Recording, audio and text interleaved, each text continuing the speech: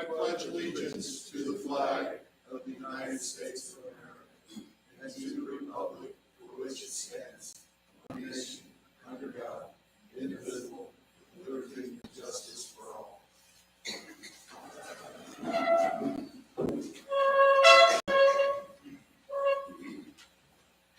The first item on the agenda is a not-for-profit discussion. We're going to ask Mr. Mike T., President of the County Council, to come forward and explain what the council recommended or approved at their meeting. Recommended.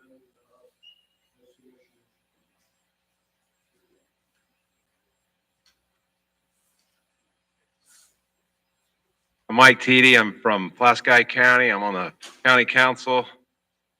President. No. State that stuff.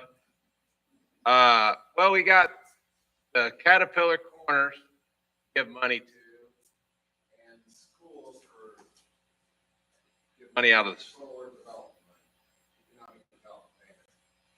And it sounds like we might have to do a little bit of changing around to get that money to them. And I just feel that this would be a big help. How much did the council recommend? Caterpillar? $20,000.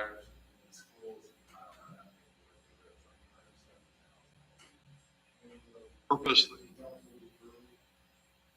Well, the Caterpillar Corner gave money to do the community foundation for trying to find people to run the office. So I figured, that's why we got enough to give the child care. And the purpose was for operations because the building's owned by somebody else, foundation. So we thought we'd give it to the operations to make sure it succeeds because there's 2009 comprehensive plan shows they needed it. And, child care is a need for the community. Help. Oh, yeah.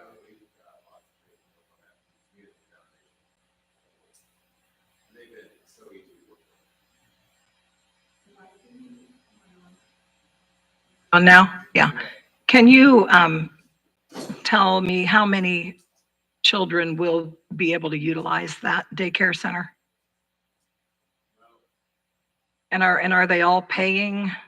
Are these all paying families? I mean, they pay, or this is covered through something? I don't have that paper with me. We got those numbers. I don't know if you went to the open house or not. I did. Open houses over there. I don't. It's like 30 or 40. Are they filled up for this year? No idea. Okay. When you presented to council, and I asked Nathan this a little while ago, I recall when we were talking about solar money coming in, that there would be some kind of submission process, screening process, weighted process to decide where this money was going to go. And it seems like this happened very quickly. Can you explain to me why this did not go through any type of screening process? I'm all for giving money to schools and organizations, but we're setting precedent here for how we're going to decide where this money is going to go. So what is the process for determining that? And was a process followed? Well, we had the one time we started to do that, and we found out that wasn't. So we talked to Shelby County.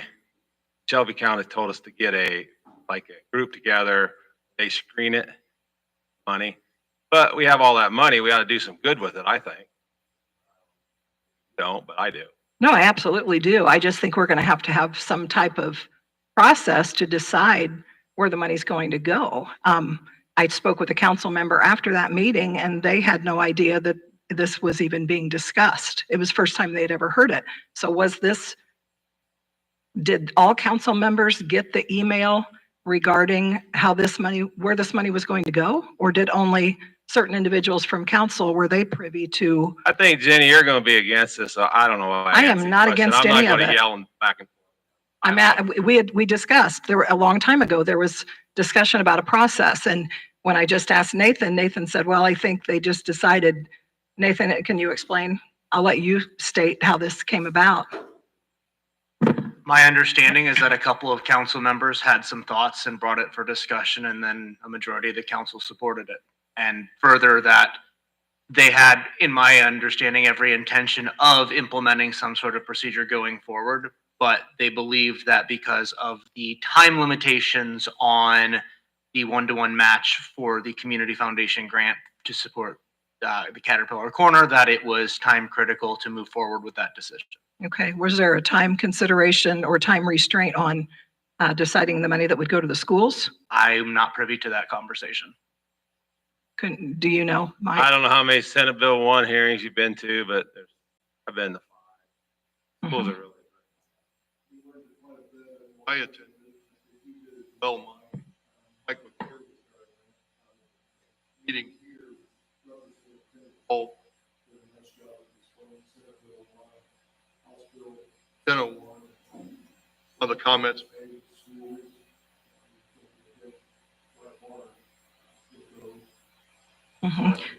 Yeah, and then I attended the Speaker of the House was at a meeting I was at in Carmel. Explain. They definitely are. Yeah, I don't disagree with that they're hurting Mike at all. And I did attend that meeting as well, Don. Yeah, I seen you come in early and leave late. Come in late Well, and early. I had to get to work, so I Fine. did. I stayed for the hour, and I I'm just wanted to assuming it make was sure. discussion. Yeah. So I'm not finished, Don. So can you just assure me, moving forward, that there is going to be a screening process in place, and this isn't just going to be, Hey, I'm a only couple- one person. but from my understanding, it was 2 council members that came up with this and presented it. I just want to make sure that there's a screening process moving forward so that 1 or 2 council members cannot on their own make the decision of where all of the money from solar is going to go. And Nathan said, we just did it, they're just doing it this one time, but we're setting precedent for where this money is going to go down the road. And if we don't have a process in place, then I'm concerned that it's just going to be, it's not going to go well. So like I say, I'm for that. I just remember the conversation about having a committee. And I've heard nothing about that committee since, so. With Teresa reached out to correctly. Council individuals, profit, as commissioners, are the ones that approve this.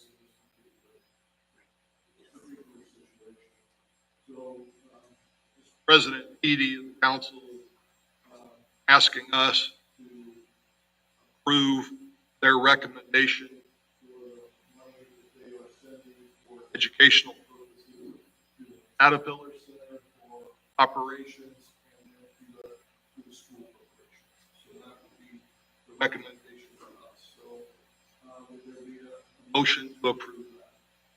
I'll make a motion to approve the money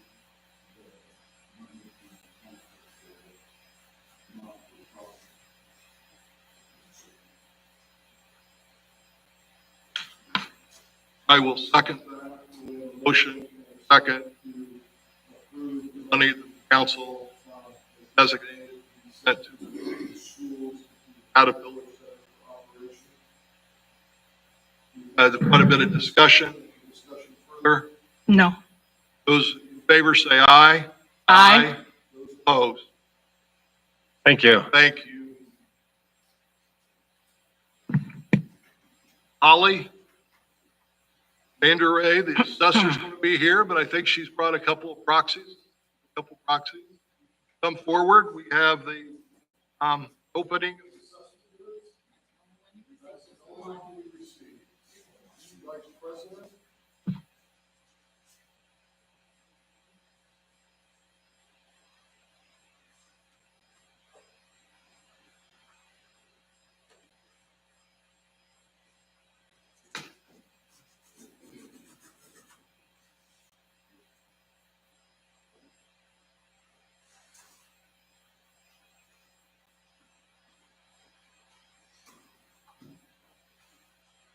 There was one that was received for the Nexus Group, reassessment and annual adjustment.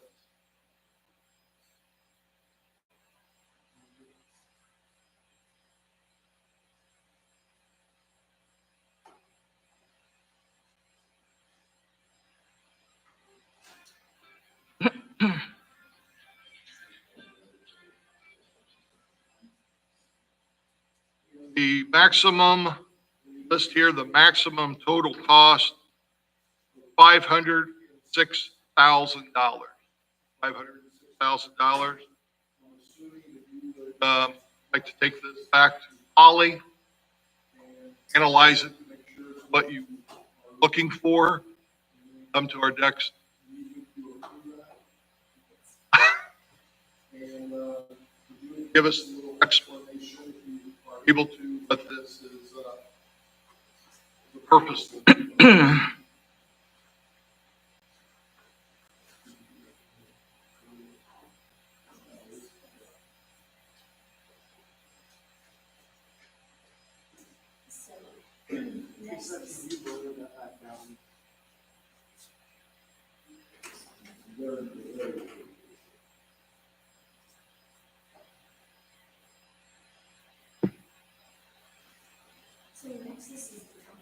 Current. Used for a number of years, and they do our reassessment.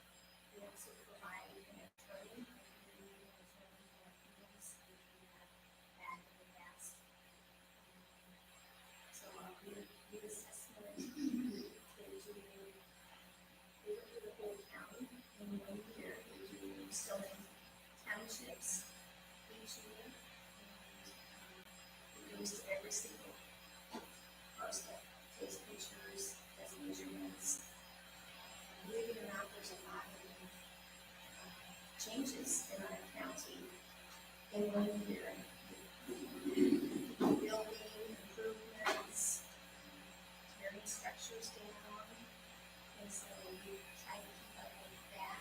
We're supposed to get permits for that, but believe it or not everyone does that. And that's basically what this is for. Brings in Tax money. That's a 4-year contract. Yes. Thank you very much. We'll look forward to your recommendation. Nathan Orger from C.D.C. Courthouse update. Good. Good morning. Yes, starting with courthouse project, beginning with change orders. I have for formal approval 2 change orders for which I received email authorization so that we could get the work started. Change orders 81 and 82, both valued under $5,000 and totaling $9,303.74. Authorize the installation of privacy film on restroom windows and changes to magnetic locks on 2 of the exterior doors, including the installation of one on a door not originally slated to have one. This latter change is tied to allowing remote control access into the building from the Justice Center. So we have a motion. We have a motion to approve change orders 81 and 82.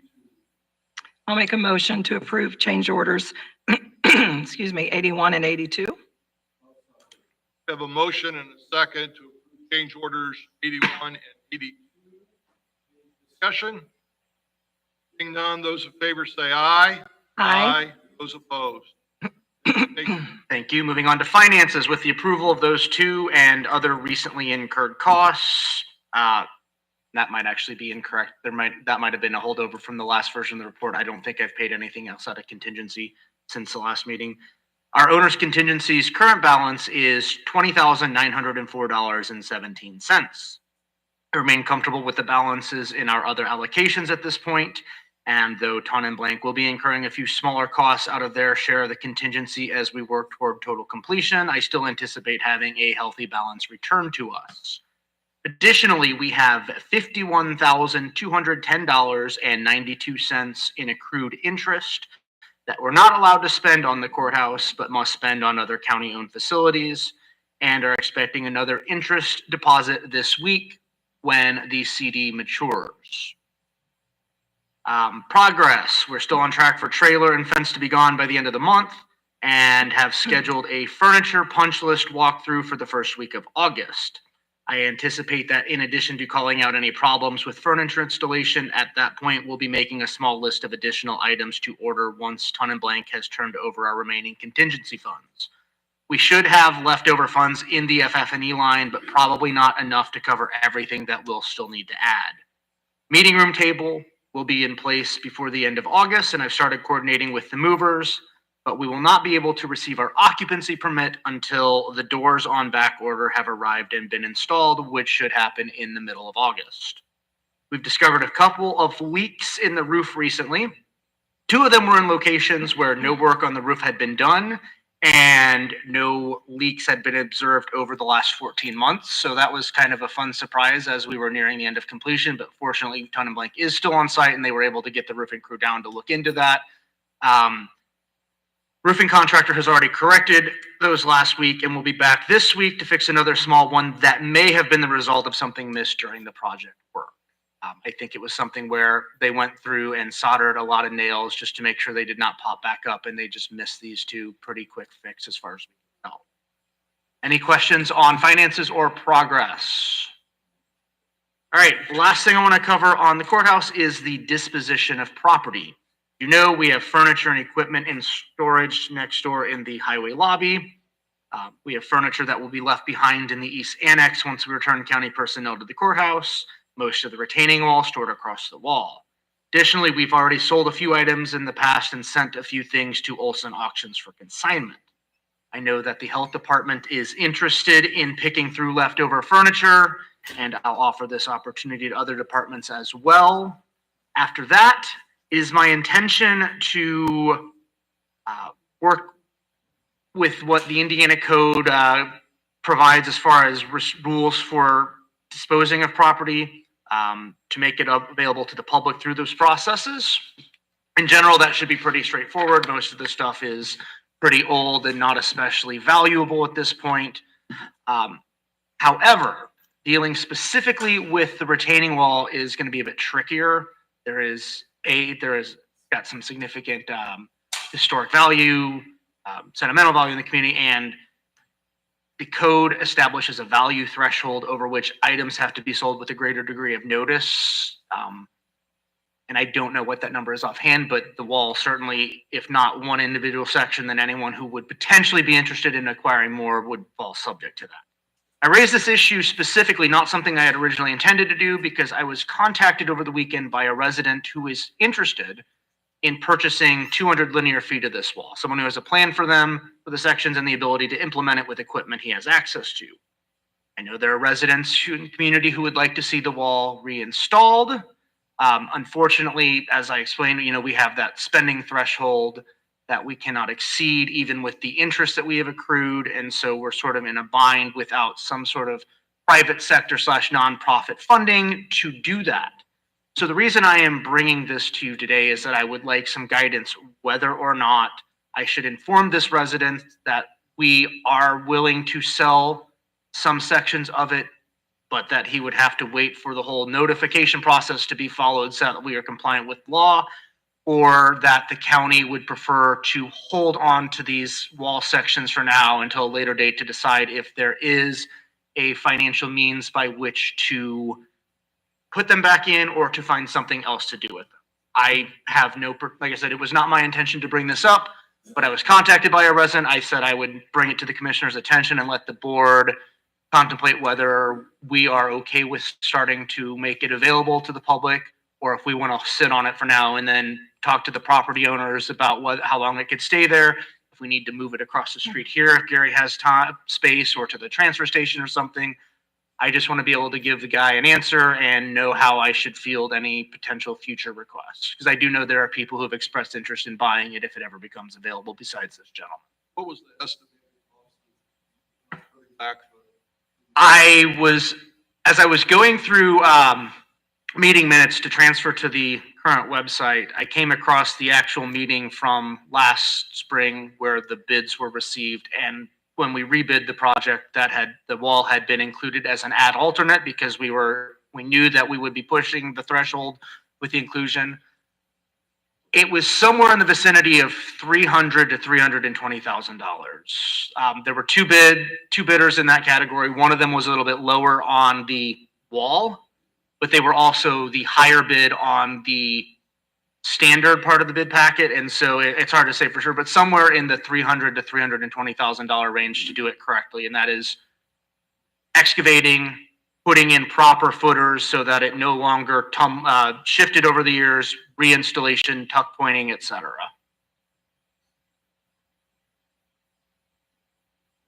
My opinion is that we don't move forward with offering it to any private person at this time. I've heard numerous people from the community say they would love to see that wall back. Sure. So I'm not comfortable today saying, That's fine. put it up. I would, let's hold off on that for a period of time. Any come forward, Nathan? A couple have suggested they would be. I've provided my contact information if they wanted to schedule a meeting to talk, because I would need to confirm with Jacob or maybe our bond counsel to make sure the intricacies of the law would allow non-county funds to cover costs that exceed that amount. But to date, nobody has actually said, yes, I am on board with doing this.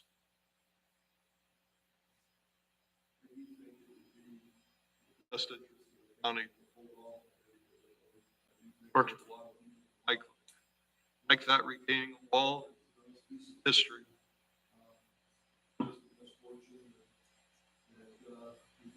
Funds at that time.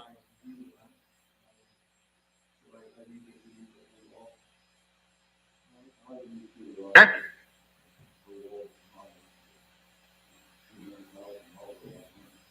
Agreed. Yep. I will pass that along, and that will be the stock response to anybody in the future until the county has a chance to Right. revisit this and see what we can do. All right. Okay. I would appreciate if you calendar back up May or next year. Okay. See where we are. We'll have some answers. Well. Okay. You know, the price increase. Placing. And I think there are potentially, if we want to revisit other less costly options, like one resident has pointed out that over, I think it is the Fulton County Courthouse in Rochester, they do not have a full retaining wall, but they've got some curbing. Maybe like the the cap section that has a little more detail.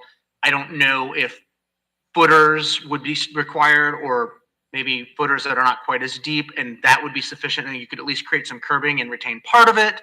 So there may be other options to explore between not ever putting it back in at all and dropping $300,000+ on the whole thing. Right. That, Discussed or could discuss.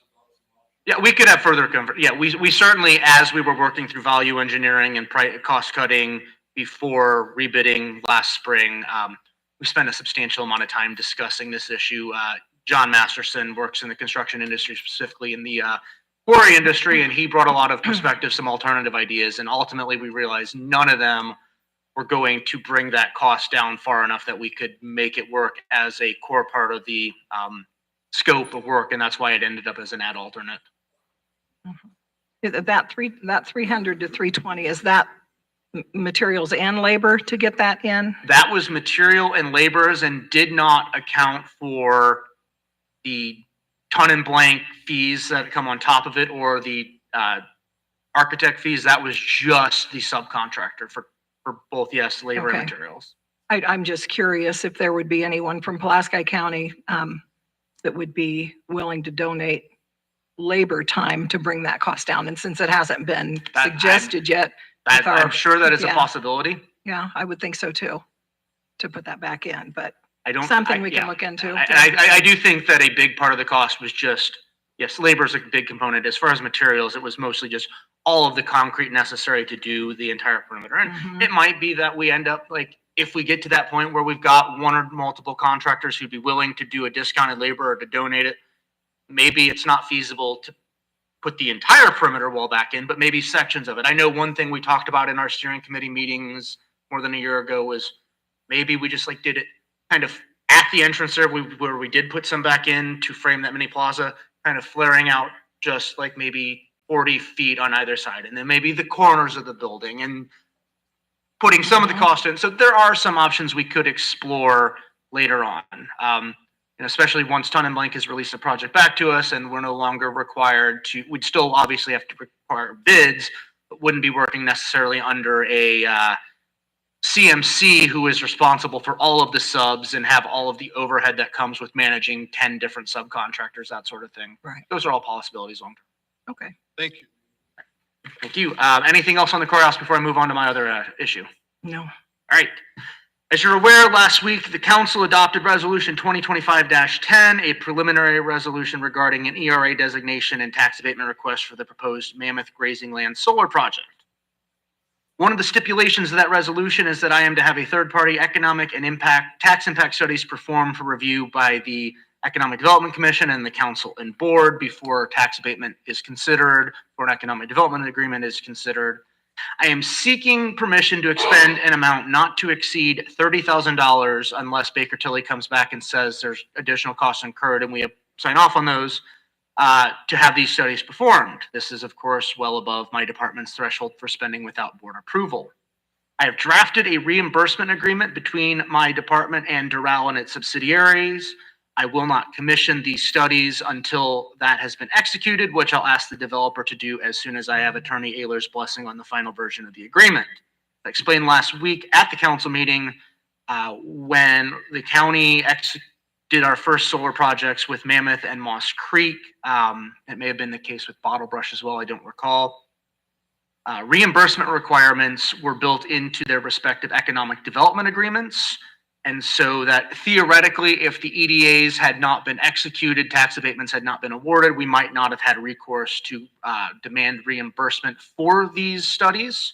So I wanted to draft this separate agreement that would be in place before we even commission Baker Tilly to do the work so that the county is guaranteed reimbursement regardless of the final disposition of this request. You're asking for our approval? To spend that up to $30,000, that'll be reimbursed in full. Pending Jacob sign off on the document.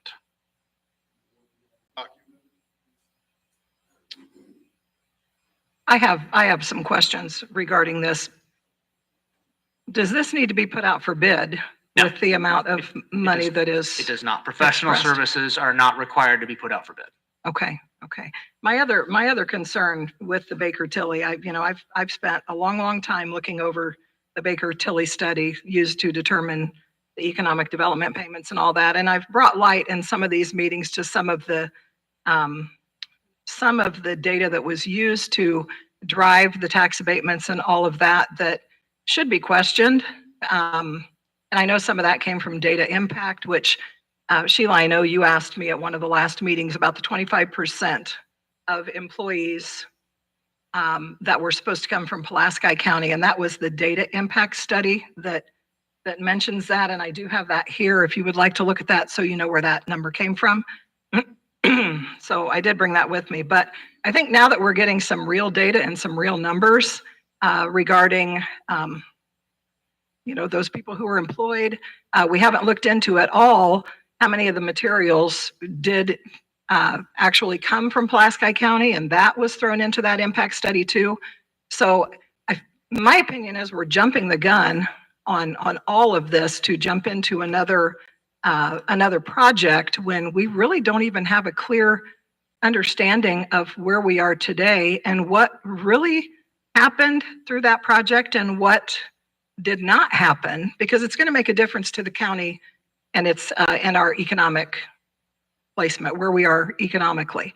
In looking through the Baker Tilly studies, and there were a lot of contradictions in some of those reports that were turned in, and I believe as a board of commissioners that we really should take time to study that impact study, the first one Baker Tilly did, to see what really came to fruition and what hasn't. And let's face it, we're still in the very beginning of this project. So I don't think we can even have a full picture of what is going to go on. But those are my concerns at this time.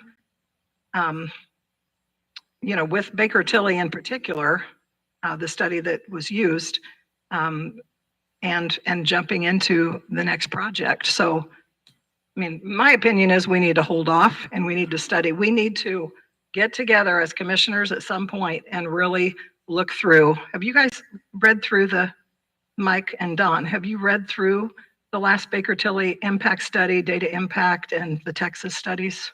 Looked at the impact study, but I feel that the impact study is nothing more than a prediction. It's a prediction. There's a lot of factors. Right. We talked a lot, Jen, about employment. Mm-hmm. Mentioned at the last, our population is approximately 12,000 people. If you really look about how many people are seeking jobs in those particular areas, it is a small percentage of the number. I know the contractor advertised pretty bad in the paper looking for people. I don't know if that generated also in their last meeting, we talked about subcontractors. I would assume that several of those subcontractors, especially trucking companies, are local people. It was mentioned by the sheriff that someone was going the wrong direction. They lived right down the road. So some of those numbers are hard, but the impact study is nothing more than a forecast or a prediction about the future. And it's part of the process. Sometimes they're accurate, sometimes they're not, either direction. I think that Baker Tilly is well known across the state and across the country. And I think that we move forward with this study, and we can look at it and see if we agree or disagree. The people that they get the information from, discussing some of these things. We really believe, as you had stated in the last meeting, 25% an accurate number. Does that really have an impact on money that is brought into our county? 25%. Is there actually 25% of our people who work? I think those are things to be looked at. Once again, stating for the time, the study is nothing more, in my opinion, prediction of the future. And very seldom are these studies actually accurate because there's so many moving factors. And I understand that, but these studies are what are used to drive the decision making when it comes to economic development payments. So could we have gotten a lot more based on, if we had known what the true numbers were, would we have gone after more? Would we be looking at the same economic development agreements? I don't think we probably would have. So yes, it's a prediction, but I think until we really study and get a hold of what has really happened with this first project and what will the true economic impact be, I just don't think we're ready to go ahead and create more agreements based on predictions. We haven't even seen I think the reality of the first. I believe analysis, study, discussion with Baker Tilly, preparing this in the draft stages to explain how they come up with certain numbers and percentages as well before the final draft is done. I think that is Right. I do too. I just know in the first one, there were several discrepancies that were found and no one was willing, and I'm talking past commissioners, no one was willing to look at any of that. It was completely discarded. So that discussion you're talking about, Don, did not ever take place. So if you're saying that this discussion will take place in the future, that Baker Tilly can come to the table and they will look at discrepancies that we provide to them so that they can explain that. Yes. That will be a step that wasn't taken the first time that probably should be taken. I can address a couple of points you made. First, I will clarify that just as was the case with the bottle brush study, which was done after Moss Creek and Mammoth, Baker Tilly will do this in-house. They will not farm it out to IDS or another third party. The scope of work does specifically include a point, and when in the calendar that happens is going to depend on all the moving parts, where they will review it with us, take input, any concerns we have before the final product is presented to the county for the EDC, the council, and the Board of Commissioners to review. I do agree with Don's point that even after that, in making a final decision, both the council and the board will be able to review this, and if there are concerns you don't think that those are realistic, that can go into your decision-making process. But I think at this point, the council has set the process in order, and I am going to be hamstrung from doing what I am responsible for doing, and the EDC is going to be kept from doing what is their responsibility under this resolution, under their establishing ordinance, if this study isn't provided. That's I will say on that. The other thing I will add, Jenny, you specifically asked, would the EDA terms have looked different with different data? And quite frankly, I don't believe so. And I say that because on the one hand, I cannot speak for any one individual council member at the time, let alone the council collectively, in terms of which data points they did and didn't consider and how they weighed those data points in making their determination to approve these tax abatement requests. But what I do know is that when I prepared a summary document highlighting what I felt were the key things for them to know, good and bad, about tax impact, economic impact, job losses, wages, etc., I provided absolutely no data regarding the construction phase of those projects, because while that is an important economic impact, that is a short-term impact, those are not long-term jobs in the community. Joe Schmo working on the electrical crew is going to work on the Mammoth project, or he's going to work on the state prison. He's going to go wherever there is a job at that point, regardless of whether he lives here. Yes, it would. I absolutely think that if Doral told us 25% of the workforce would be local, it should be. But there may have been individual council members, if we give them enough benefit of the doubt to think that they read the report on their own, may have contemplated that. But in the packet I gave them, that was not a point that I addressed in explaining why my department felt that it was a good deal.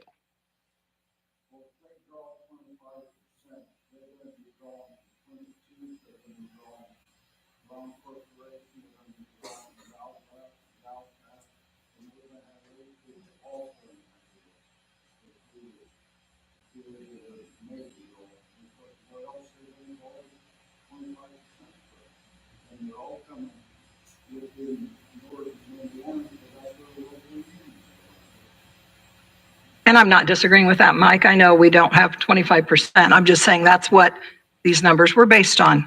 So the numbers that were given were not realistic numbers. I think that is very much a conversation to have with Doral as this moves forward, that they need to make sure that they are more realistic in acknowledging the labor pool locally before they project. I mean, Right. I'm not going to speak to their intentions. They may fully have hoped that 25% of their project labor force were local, but that may have been rather naive of them to think that they could find that.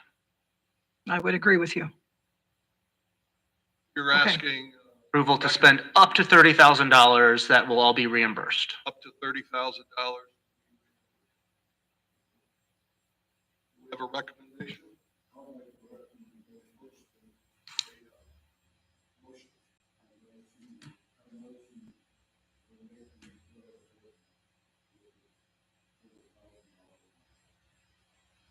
I will second that.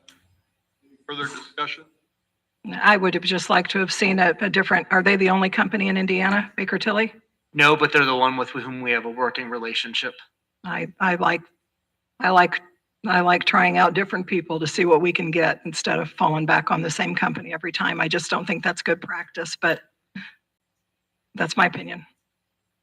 We have a motion and a second to proceed with the study, not to exceed 30,000. Correct, Nate?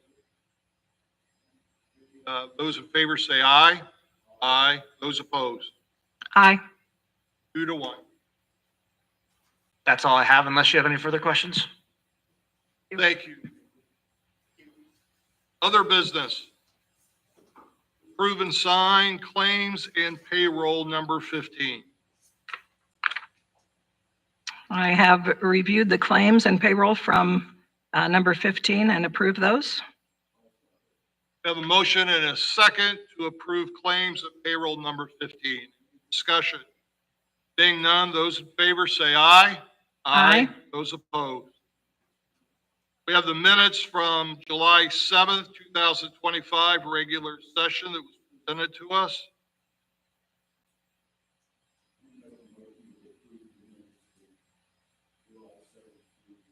I'll second the motion. We have a motion and a second to approve the minutes from July 7th, 2025, regular session.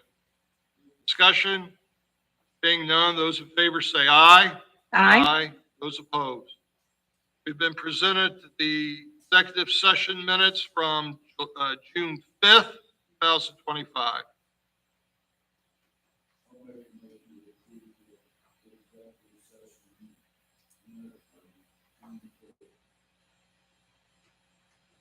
I'll second.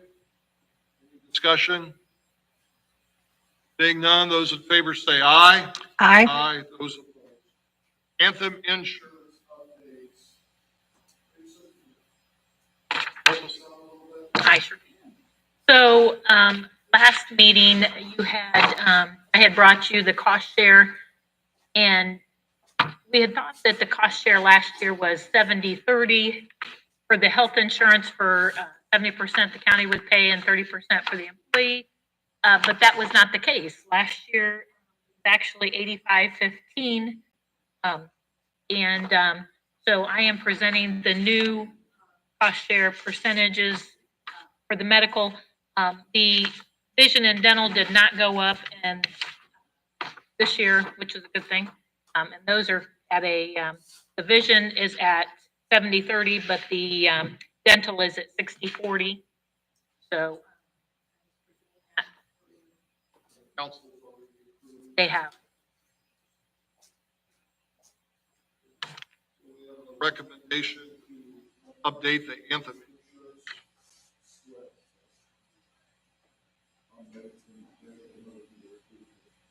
I'll second the motion. Motion and second. Adjust the Anthem Insurance. Any further discussion? Being none, those in favor say aye. Aye. Those opposed. Conference request, we have Assessor Holly plus 3 employees going to the ICAA conference in August in Fort Wayne. Motion to approve.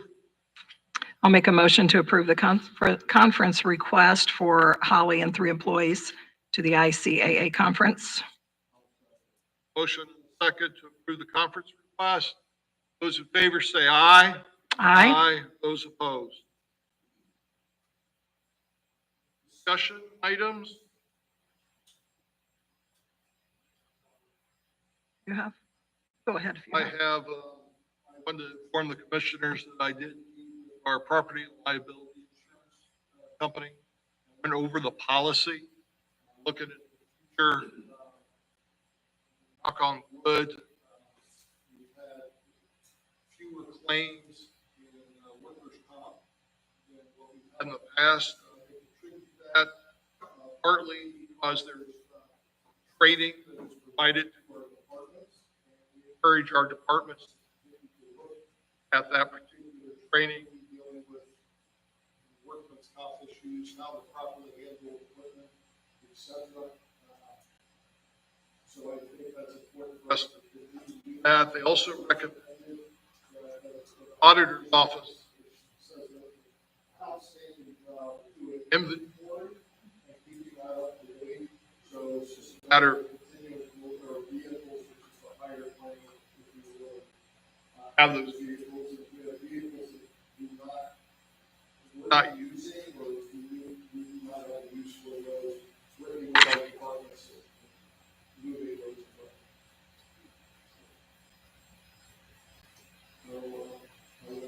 from the commissioners of that. The renewal is January 1st to the end of December, so they'll be working on that. There's several counties which last year we included as well.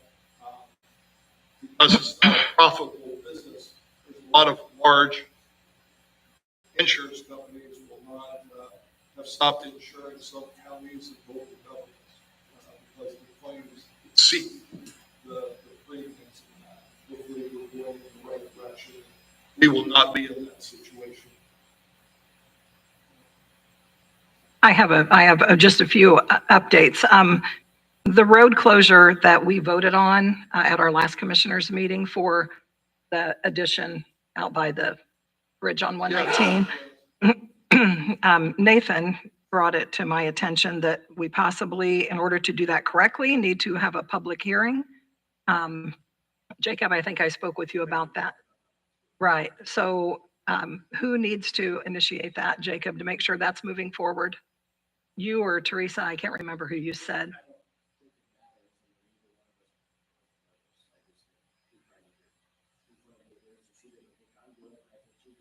Right, right.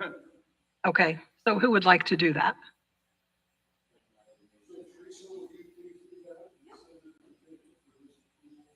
Okay, okay. No, we talked about it, right. And then Nathan mentioned it to me and I said, well, I'll get with Jacob and find out if we do indeed have to have that public hearing to make it official. But the landowners out there, one of them contacted me and said, where are we in this? And I said, I have no idea. I thought it was done, but evidently not done. So, Asked that. Doubt if there's been very many, but has the landowners shared the cost of that?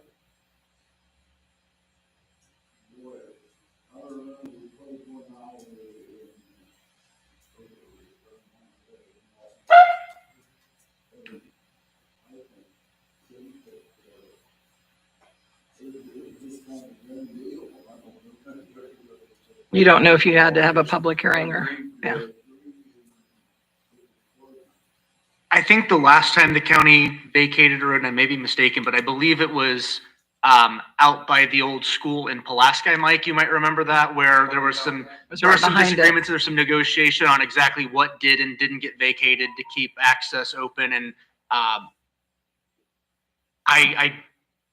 know there was a public hearing. I couldn't tell you who bore the cost for the public notice.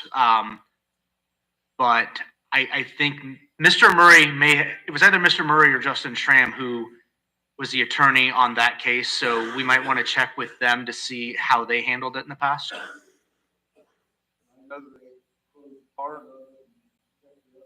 Yep. Yes.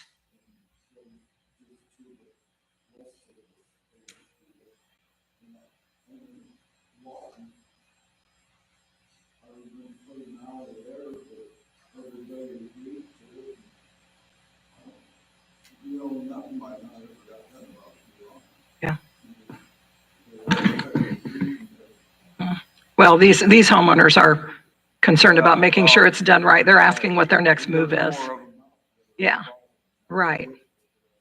Okay. Part of our motion, we believe for them to have their attorney, which they told us was, to have a proper paperwork. Mhm.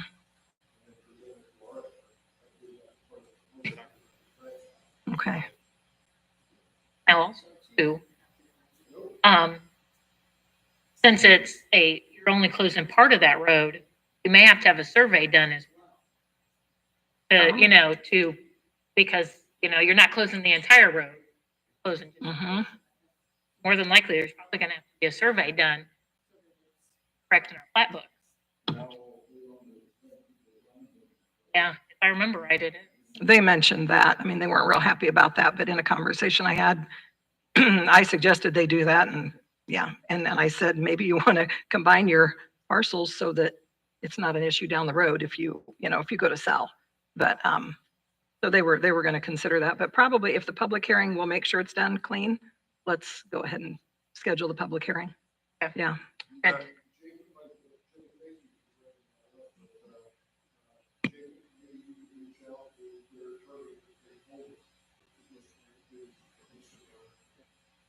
Okay, thank you. Jacob, any word from, I know you've been trying to track down Justin Schramm on the hospital contract for EMS. Have you heard anything from him yet? Okay.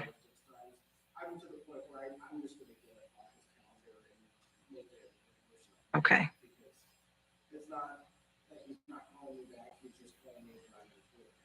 Sure, that's fine. Teresa, any updates on you were going to look into maybe a internal audit on the money that was paid to Kevin Tankersley that should have gone to the county per the contract? Any Sure. updates on that? I made some copies of the original when Connie had brought it up back in September of last year. And she had asked him, and I made copies of this from the minutes. And I've also made copies of the financial, showing any receipts we received from the various solar companies, and even the copies of the receipts that are even close to the amounts. And I've got that in a packet I was gonna give. I do not show any of that money. It was all money that was like reimbursements and different things like that. It wasn't earmarked for this, what I'm seeing.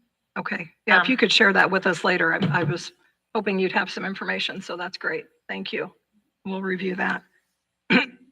On setbacks, we've talked a lot about, and Tim's here, I know, from VS, but on when we were having the discussion on setbacks at 150 feet that, Carla Redwick, our building inspector, has said for some time, well, for years, it's 150 feet and it includes the fencing. And then there was debate over over the language and the contracts, that, it was too vague and we really can't hold them to that. But in the meantime, in the last couple weeks, because Mammoth Solar had stated that the fencing was not included, that was not a component of a commercial solar energy system, but in their own decommissioning plans. And I'm bringing this up because I think our building inspector needs support, and I think she needs documentation to hold the developers accountable to the 150 feet on the setbacks for fencing as well as other items. And in Mammoth Solar's own agreements, these are the decommissioning agreements for Mammoth 1, Mammoth 2, and Mammoth, is it South Central 1 and Central 2, I believe. And I printed off a copy of this page. So during that discussion, it was brought up, well, fencing's it's not a component. Maybe it's an ancillary improvement, but the language is vague. But in their own contract that they had their own attorneys write, in the decommissioning agreement, for all three, it states the decommission agreement will primarily focus on the main component, not just a component. It will focus on the main components of the commercial solar energy system, which include solar modules and the associated above ground wiring, tracking system and the steel frame upon which they are mounted, inverter and transformer stations, below ground medium voltage electrical wiring, project substations, site access and internal roads, and perimeter fencing. So Mammoth Solar, in their own document with their own attorneys, list fencing, internal roads, and below ground medium voltage electrical wiring as not just a component, but a main component of the commercial solar energy system. So there is a huge discrepancy when it comes to these developers. And I mention this because they're the first company, and we're saying that it's too vague, but it's not. It's clear that Carla Redwick knew what she was talking about when she said Mammoth knew that the setbacks were 150 feet for the fencing. They acknowledge it in their own report.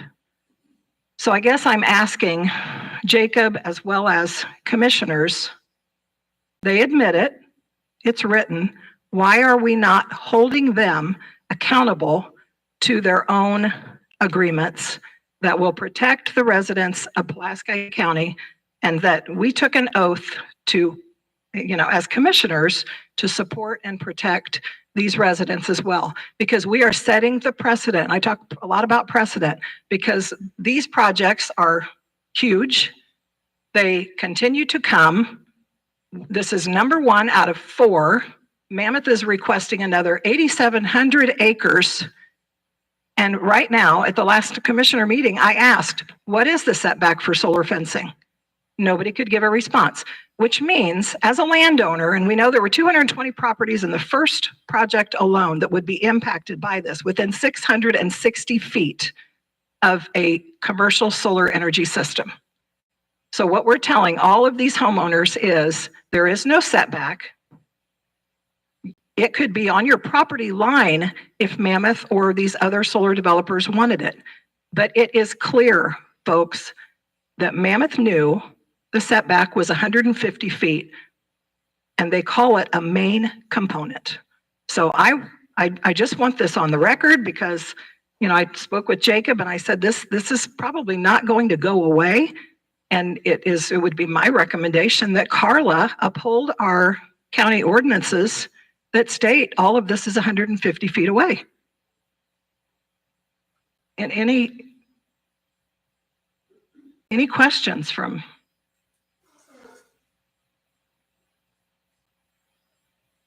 I'm going to pass it down. You guys can take a look at it. Those are the 3 decommissioning plans written by Mammoth Solar's attorneys that include all of those as main components. If they're considered main components in their decommissioning plan, they are main components in the construction phase.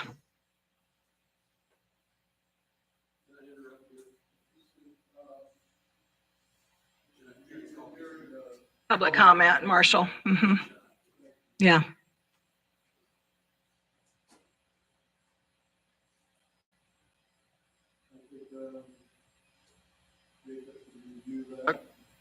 Discuss it.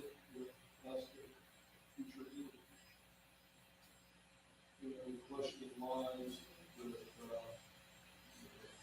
this has been discussed several times. Was it approved that way on the Rolling. That's what we received earlier was yes, it was approved. Discuss it. Some reason we were asking for the future Developers. permits come forward. They would move it to 150 feet within the proper setbacks. There's A lot of definitions. with that. Yes. Into that. Right. And I know we're waiting on, I believe, site plans from BF&S that were approved initially. Am I right, Tim? And those plans should also indicate where those fences were supposed to be. Have you received those yet, Tim? Not yet. Not quite. Not quite. I was just asking him about that. We have been discussing the moratorium. You've stated you need more time to think. What questions do either of you still have regarding a moratorium on battery energy storage systems, commercial solar? It is within our authority as commissioners to request the APC to look into, we could recommend a moratorium, correct? Right. Yes. And I know, Don, you've mentioned that, you want the APC to make that, to initiate that, but I think we need to recall, and I know we're different commissioners, well, 2 of us are, Mike, you were here, but Chuck Mellon from before was the one who initiated the change from a special exception for solar to a permitted use, and also the removal of 84 requirements in the application process for commercial solar. So he initiated that to the Area Plan Commission. So, we can make this recommendation if we feel the moratorium is in the best interest of the residents of Pulaski County. And when we're even just talking about this fencing, oh my gosh, I just can't imagine why we wouldn't figure this out before we move forward. So what questions do you guys still have, Mike and Don? Do you still have questions that need answered regarding the moratorium? I appreciate the fact.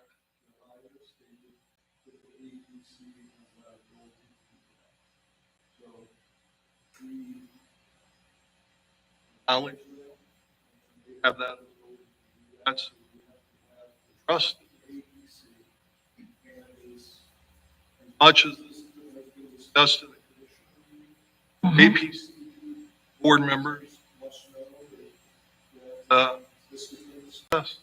So they've been appointed. If they believe they need a moratorium to revise the ordinance, then they can recommend that. They also have the ability, which they've brought to us, and we have approved after our attorney reviewed it, changes in the ordinances that were recommended. As I stated, we will approve that. So if they feel like, believe that they recommend that to us, if they need time to change ordinances. But that was February, March, I'm guessing. That time period. And we will approve those. So if they believe that ordinances need to be changed, Yeah. Do you, just a question. Do you believe that a 150-foot setback is appropriate for the residents of Pulaski County for fencing and all of this? no, the ordinance, it says 150 feet and interpretations to the solar. I think that all ordinances need to be clear in what their purpose is. And when those plans were approved by our building inspector, our survey, they were approved. I don't know that the surveyor did approve the ditch plans. Maybe those were approved by our county attorney. I don't believe, yeah, I don't believe she wanted to sign those because she didn't agree with it, but Thank you. yeah. Yeah, and I would want to look that up, but that is what I recall. Okay.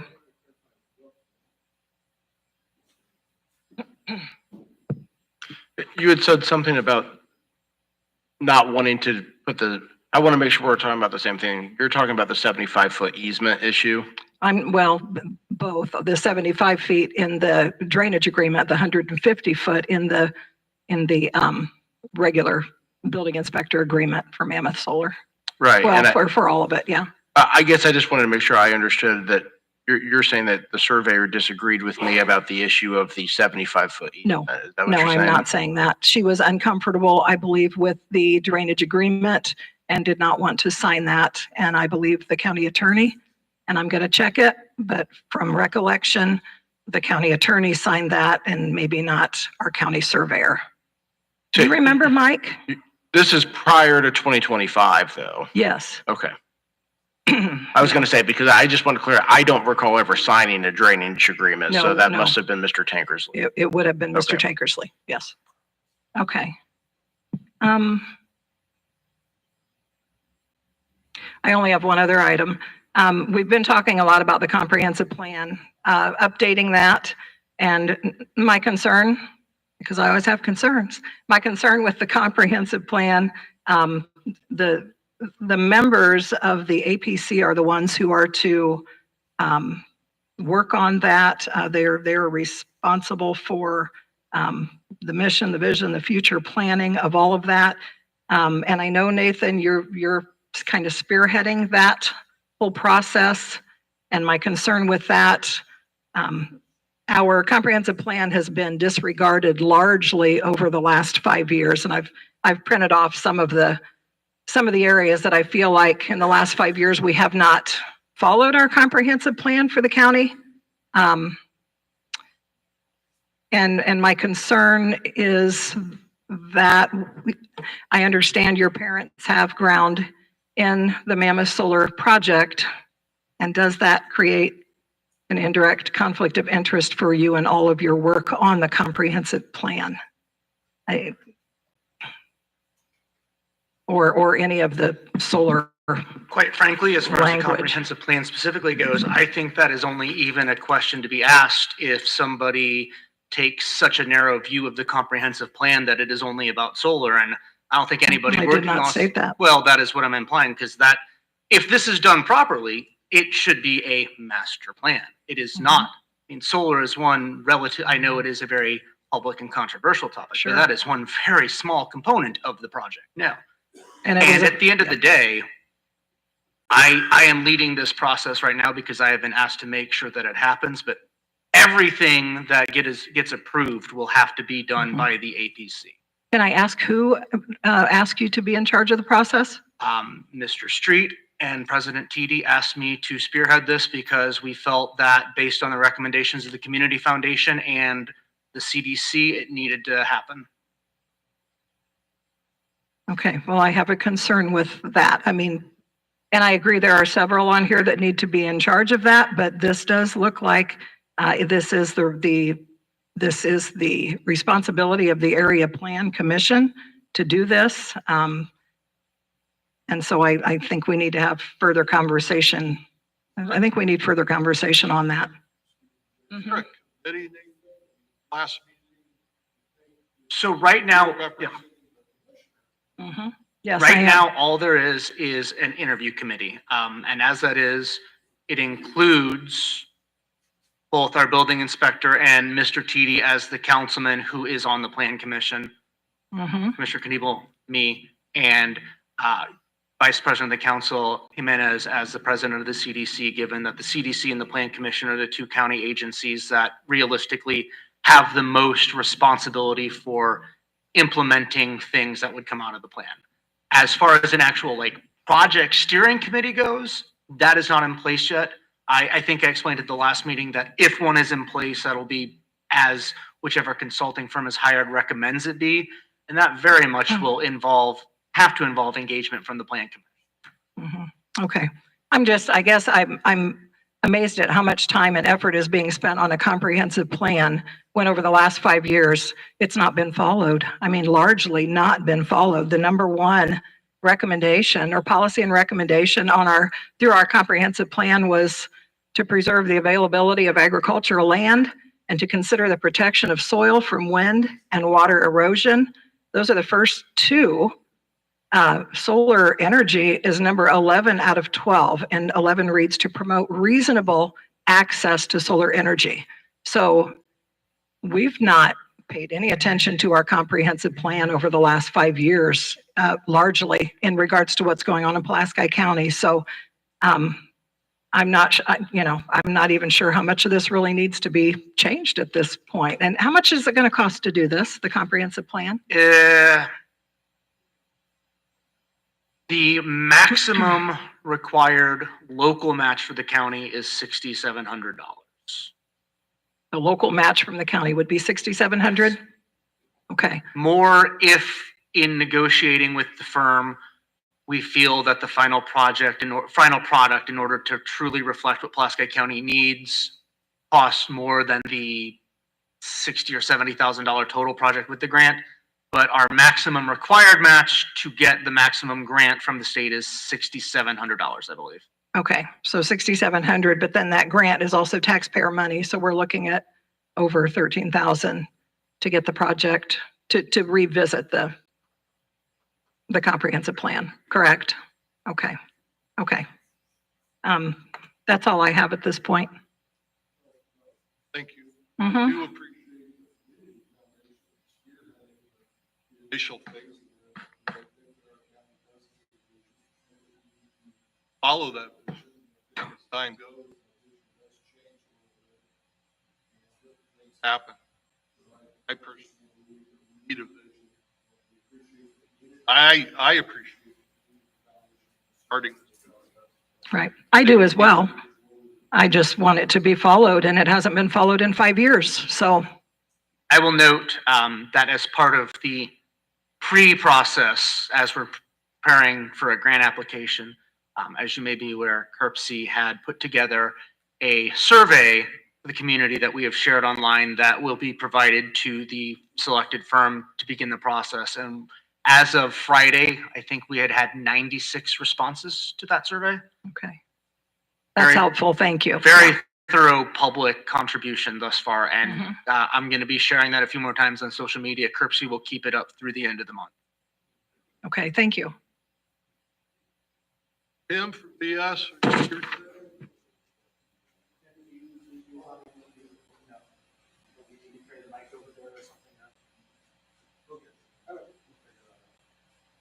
Hello.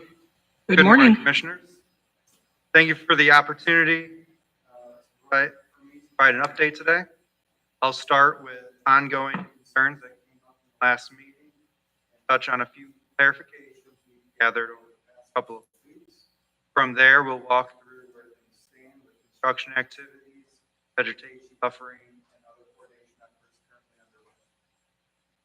So since the last meeting, we've worked closely with the county surveyor to address the fencing issues that were brought up. This includes field visits, follow-up discussion, and reviewing location information with the developer. To clarify, the fencing in question is not in the regulated ditch itself. It's within the drainage easement, and in all locations we reviewed, the fence setback is more than 50 feet from the top of the regulated ditch. So just to put any rumors to rest, this will not cause flooding concerns. There's no scenario where the situation could lead to something that was seen in Texas. The regulated ditch is fully functional and will remain accessible. The concern from the surveyor is primarily about long-term maintenance access, making sure there's a clear route to get in and out when needed. We're currently working with the developer to review options for improved access or adjustments. Once we have something formalized, we'll pass on to the county for input. If variance or plan revision is needed, we'll help coordinate the right process. A related concern that came up during these conversations was the placement of silt fence in the areas. This was noted by the county surveyor, and we since walked these locations. Every instance reviewed, the silt fence was found to be well above the flow line and installed per standard erosion control practices. These are temporary controls to prevent sediment from entering the drainage systems during construction. We have been monitoring and including any issues in our inspection report, and will continue to monitor these appropriately and removal when the time comes. So this kind of leads us into what our role is. So we are not here to generate quick fixes. We're here to ensure correct fixes.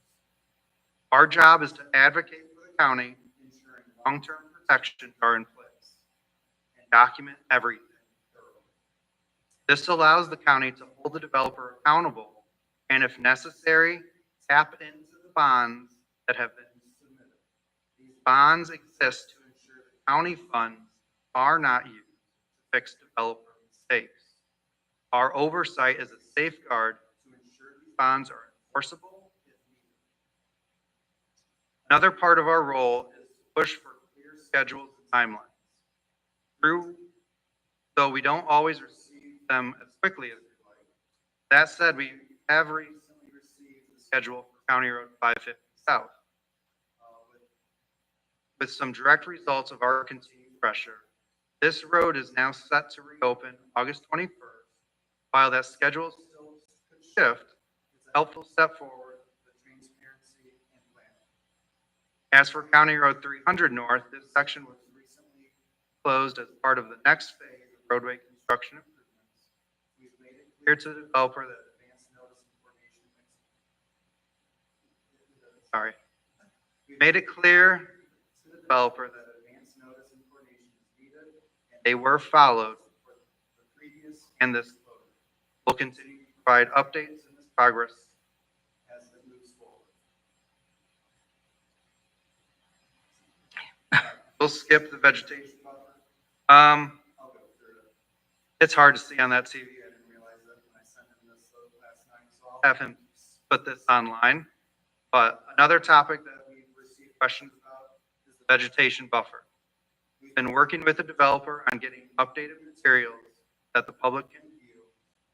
We filtered the buffer data down to focus specifically on what the visibility from public right-of-way and neighboring properties would be. And there's 3 levels of this. There's light, dispersed, and dense vegetation. You'll see once he gets it submitted, and I'll have him post it online. The areas closest to the non-participating property owners is set to receive a dense buffer. It is also worth noting that the buffer planning includes a 3, 10, and 20-year density timeline. So while some early plannings may appear sparse, the long-term plan is designed to ensure full integration with the land use. These will begin as early as this fall at where the developer has access. All buffers will be in place by the end of construction. That's part of our contract to ensure we're in place. Residents are also welcome to add plantings on their own property as they see. You're good. Just post those online. We will get an updated map that we're working with them on where the dense areas are going to be in relation to the project. We also want to give commissioners a heads up on where we currently are reviewing requests from the developer about fines that we had issued them. They have requested the county take a second look at those. We're compiling all relevant data, and we are going to be sending that over to you later this week. Something else we'd like to discuss is the budget. We've sent the necessary documents to the county attorney in regards to the cost agreement between the county and the developer. As a reminder, any amount exceeding the maximum tree amount in the current agreement will fall on the county's responsibility if we exceed that. At this time, we're projecting to reach that in the September billing month.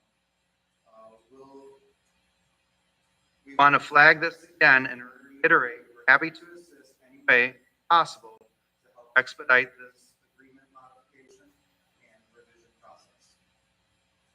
Tim, can I stop you real quick? Yeah. Where done with where are, You're good. okay, where are we in that, in the budget?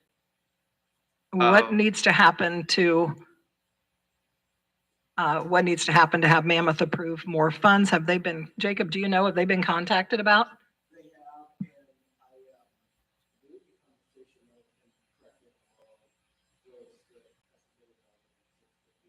Correct. Previous. Right. Yeah, I haven't received the correspondence. Issue. Okay. I had a chance to speak with him a little bit last week, and I intend to also speak with him later today, so I can get I would imagine this way we would contact his client to Mhm. see if that's an issue or not. But what you're saying, Tim, is you need Yeah. approval, or you need more money come September. You're telling Well, us to our- flag this. You need more money. So Yeah. our agreement with you is it's open-ended. We will be able to continue to bill after we reach that threshold. The issue will lie is, once we reach that threshold, the amount that they've agreed to reimburse the county would be gone. So any bill that we would exceed that would be 100% on the county. Now, we've gotten a verbal agreement from them that they're open to that, seen the benefit that we provided.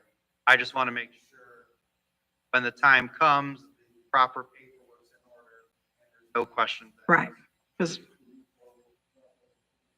Yes, and I will confirm this because I don't want to speak for Mr. Schreiber, but he did just send me a message and he didn't think that they found him. Again, I will confirm that, I'm sure he needs to talk to his client, but, I just got a message. good. Yeah. The sooner it's in writing, the better. Yeah. Verbal's not going to cut it. Correct. That's Yes. exactly right. Right. So I do want to touch on on-call and 2 other solar projects, but I want to take a pause and see if there's any discussions with the main. Okay. So on to Bottle Brush. We had a productive progress meeting last week. That project team shared their plans to begin pre-construction activities this fall with full mobilization next spring. Because we're in the early stages and their willingness to coordinate, we're increasing our frequency of our progress meetings from bi-monthly to monthly. Our goal is to get ahead of any types of issues we faced with demand and ensure a smoother path forward. So more updates to come on this timeline as things are getting more defined. For Mayapple, we have a progress meeting scheduled this week. The developer has already shared a sample traffic management and maintenance plan during construction. This addresses many of the gaps that we encountered in the early phases of the main project. We've reviewed the plan and it appears to be a step in the right direction. As more information is shared, we'll include this update in our regular meetings. Now, this project timeline is falling in line with the auto brush, where they will start pre-construction activities this fall and begin construction early spring. Lastly, I want to touch on our on-call task order. Just want to follow up on what had previously been discussed. We submitted a task order to the county for review to include solar ordinance review and provide technical summary and recommendations to the attorney for consideration. That task order is still outstanding, and we want to make sure it stays on the radar and for any upcoming agendas. And that concludes our update. Okay. Thank you. Thank you, Tim. Thank you. This time, we have a few minutes for public comment. Ask that you please move to the mic, state your name and where you live, your residence. Speak once, and we ask that you limit your comments to 2 minutes, and this is an opportunity for public comment.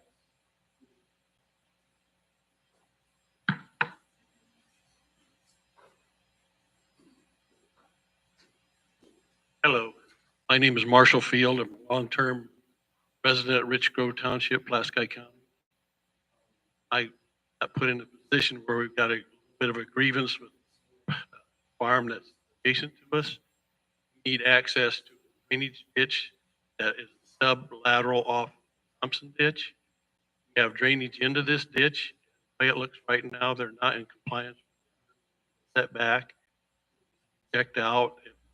What really bothers me is they've got 6 or 8 borings already under the ditch at the end, and to be in compliance with their 150-foot setback, they want to be able to drive around that end, which I can understand. It's easy then, but that doesn't allow me access to the drainage that we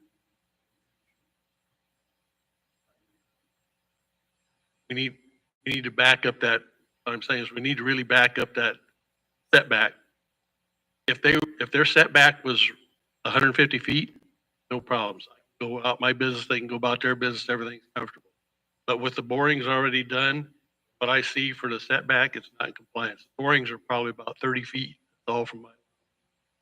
So it's got into a size problem already, them having, like it followed up on. Fine. Conclusion of the meeting, if you would please talk to him. I would really appreciate it. Give it a- That'll be great. Thank you. Thank you. You.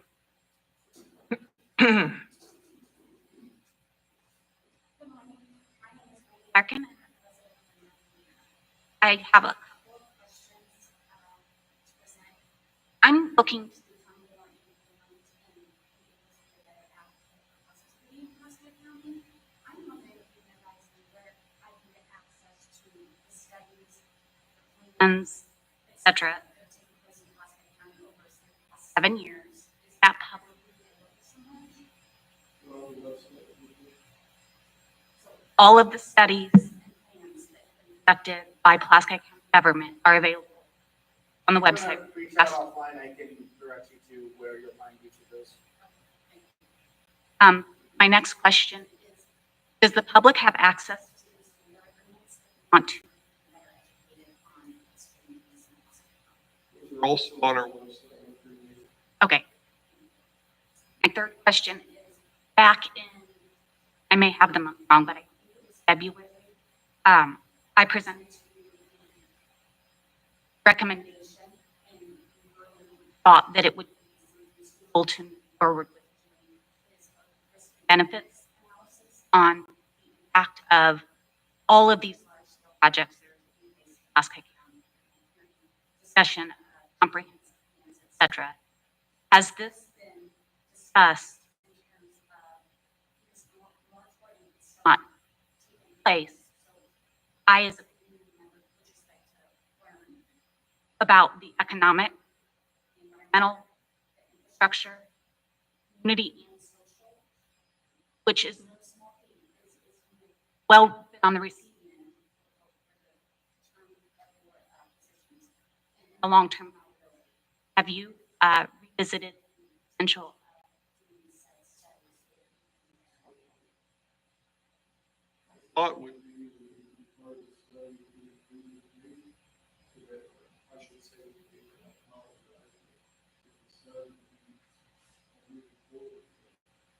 That been formalized? Has that been said? Like, I don't know what the comprehensive No, and agreement are. the problem with it, Brandy, is that each of these impact study plans, they're being done on individual projects. So it's isolated. You know, what's the economic benefit or impact going to be of this one and of this one and of this one?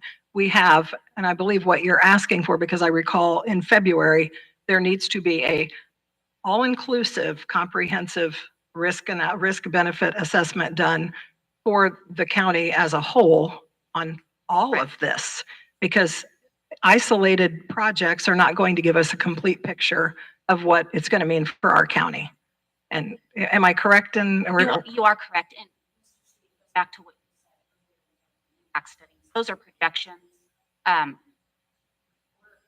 State not holding accountability projections. I'd also like to see a broader, comprehensive analysis on it. So, as a community, we don't currently have a more, and we don't have a risk benefit. I feel like we aren't perhaps doing diligence to be better in not stating have a position on things. I'm stating I'm looking more, perhaps independent research that you'd be willing to share with us, help us learn. I am doing my due diligence. I've been, I listen. I'm not going to say I end all of it, but I'm trying. Obviously, protect Pulaski County, that you would as well. So I'm why some of these, why we don't have some of these.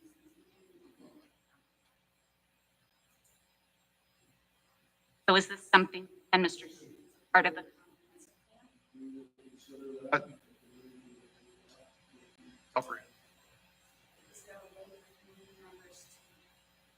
informed on what's in comprehensive participant development?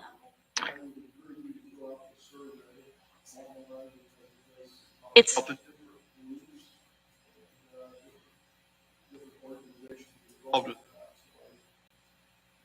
all company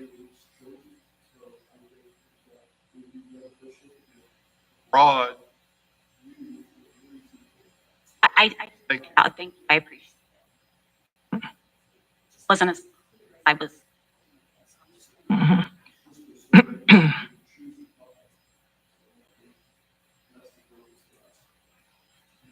Others that come as well. I get that. I'm just saying. I did. And yeah, and I will state, when I was talking about the comprehensive plan and how that's going to be looked into, one of my concerns is there are 5, I believe, appointed people, or I can't recall how it states it, but we need to be very careful that we are opening this up to the entire county, the entire community, and not select individuals to determine the course of the county, because there is, and I'm hearing from many county residents that there is an agenda in Pulaski County, and it is being pushed very heavily politically and through our boards, and that the community is not being represented well in a lot of these decisions. And I think if we continue down the same path, which is where I'm asking to change it up a little bit, let's get a different company in to do something, because we get too comfortable when we use the same people and when the same people are in positions for a long period of time, that we need a broader brush for Pulaski County when it comes to all of this. And I agree with you 200%, Brandy, that a risk benefit assessment needs to be performed on all of this. I mean, we have 72 counties in Indiana that have issued moratoriums in the state. And of those remaining 20, what, maybe they've completely banned some of these projects. And we are sitting here as Pulaski County. I mean, every county in Indiana knows us. They see what we are going through. And the motto is, we don't want to be Pulaski County. I mean, when I've gone to other county meetings, when they've had hearings on all of this, they have the Pulaski County map up when you walk in the door. Don't be Pulaski County. And we have no risk benefit assessment. We are flying blind right now in Pulaski County. And I, for whatever reason, seem to be the only one asking questions and asking for accountability to the decisions that are being made. But a risk benefit assessment is needed, and I will do my best to make sure that that is addressed down the road. I'm more than willing to sit and talk with you anytime, individually. If you have questions, if you need directed where to go to find these studies, I'm more than happy to help bring you up to speed on a lot of that. As I'm sure these guys are as well, but we'd have to do it individually, but, yeah. That would mitigate perhaps false assumptions.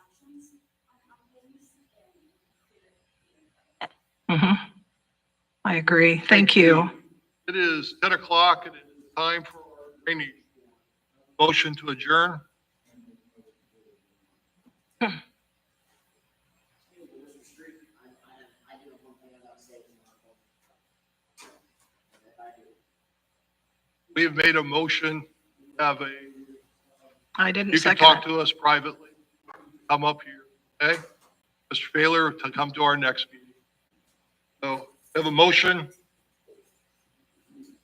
I will second the motion. We have a motion and a second to adjourn. In favor, say aye. Aye.